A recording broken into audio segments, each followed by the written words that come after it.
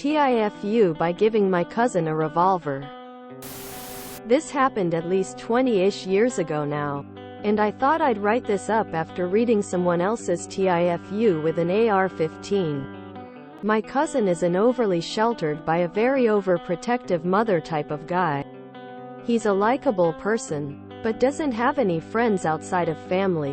One day a friend of mine and I decided we wanted to go to a little outdoor shooting range and thought I'd be nice to get Cousin K out of the house for a while. At the time of this event, I'd have been in my late 20s and Cousin K would have been in his early 20s. Both my friend and I were raised right around firearms and are safe and have proper respect for a firearm and what they're capable of. Before handing a loaded gun to my cousin, I went through all the safety instructions that had been ingrained in me. Don't have your finger on the trigger until you're ready to fire. Be certain of your target and what's behind it, etc., etc. So, I was standing behind my cousin's right shoulder giving him verbal instructions as he was taking aim at a cardboard target. He pulls the hammer back on the .357 Magnum and, by his own admission after the fact, he was confused as to why pulling the hammer back moved the trigger. So he turns to me to ask a question with his finger on the trigger. He inadvertently pointed the gun at me and the gun went off. All in one smooth motion of him turning to face me, I tasted GSR in my mouth and felt the concussion of the blast in my chest. I calmly took the revolver from him and dumped the remaining rounds. My friend's eyes were wide as dinner plates and said, "Well, I think it's time to wrap this up." We cleaned up our things and headed home. The realization of just how close I came to getting shot didn't really sink in till later that evening. Apparently he went home and cried to his mother, although he was mainly just quiet with a few "I'm sorries" on the drive home. Remember, kids, accidents can happen and they can happen in a blink of an eye. TLDR. Gave my cousin a loaded .357, and he turns around and pulls the trigger. Maybe some extensive classroom instruction should have been given prior to the range. Experiencing with an unloaded gun and explaining how the mechanisms work. Big rule at the range: gun points down range. Have a question? Put the gun down and ask, "How close was that round to hitting you?"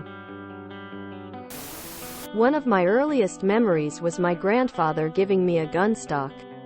Not a whole gun, just the wooden stock without any metal. He taught me all the safety about trigger discipline and barrel tracing. Aside from the trauma of almost killing his cousin, I believe Op's cousin is gonna be alright and better with guns from here on out. When I take a new or even beginner shooting, or experienced guys shooting with a new gun, I have us do a few rounds of dry fire. That way we learn how to handle and manipulate the weapon with no dangers involved. Also helps people who never shot understand what pulling a trigger feels like and practice some fundamentals of watch you sight. Did it move when it went click? Let's do it a few more times and see. Then we put one round in the magazine and experience the bang. IMHO. You should not have given a .357 Magnum to the first-time shooter. Magnum is a caliber packed with high power. Give him a 9mm or even a .22 is more appropriate. Load one round only and have them to shoot it. The recoil is easier to handle and not to scare them out. I'm relieved to read he didn't shoot you. When I read you felt it in your chest, I thought he had.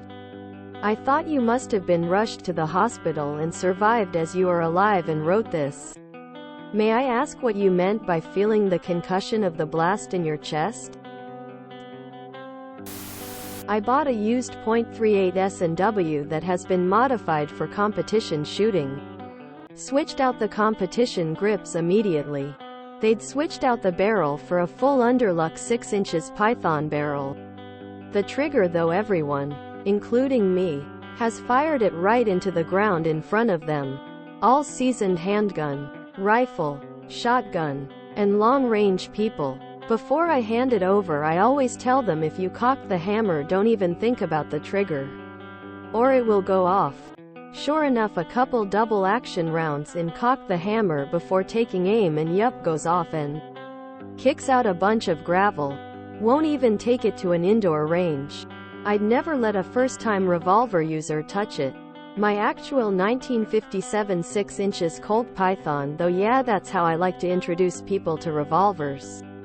It's such a joy. What's crazy is that the Python was gifted to me by an Alaskan gunsmith for helping out an old codger with his living environment. I paid the $20 FFL fee and that was it. It was worth over $1,000 at the time, now is over $4K. Also gunsmith. So yeah, he has the cylinder in perfect timing. Was a retired AK State Troopers service pistol. Tiny bit of holster wear on the tip of the barrel. Otherwise pristine. Back when it was created, actual gunsmiths were still hand-fitting everything. It's my prized possession due to the badassedness of the revolver, but also the sentimental value. It'll go to my little brother, and then my niece, and then her firstborn when I'm gone, with the stipulation it never gets sold.